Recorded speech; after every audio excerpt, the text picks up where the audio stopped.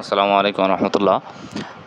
ভিডিওতে যে মসজিদটি দেখতে পাচ্ছেন এটি ঝিনাইদহ জেলার খাদরা পশ্চিমপাড়া গ্রামের বায়তুল মামুর জামে মসজিদ ও মদিনাতুল উলুম কওমি মাদ্রাসা। মসজিদটির 5 তলা বিশিষ্ট, যার নিচতলায় আছে মহিলাদের নামাজের স্থান এবং বাকি তলাগুলো পুরুষের নামাজের জন্য এবং মাদ্রাসা কার্যক্রম পরিচালিত হয়। মসজিদের সামনে গোলাকার যে সিঁড়ি আছে, সিঁড়ির মাঝে পানির ঝর্ণা আছে। দোতলা থেকে দাঁড়িয়ে দেখলে পানির ঝর্ণা বা পানির ফোয়ারাতে প্রাণটা জুড়িয়ে যায় এবং মসজিদের বাইরে থেকে যতটা সুন্দর দৃষ্টি আকর্ষণ করে, মসজিদের ভিতরেও ঠিক তেমনই খুবই মনোমুগ্ধকর। খুব সহজেই একজন নামাজি ব্যক্তির মন আল্লাহর ইবাদতে আকৃষ্ট করবে।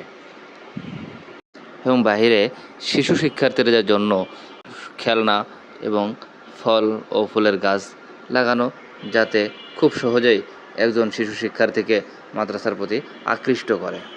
আল্লাহ তার কল্যাণ করুক, যিনি এই মসজিদ এবং মাদ্রাসা প্রতিষ্ঠা করেছেন।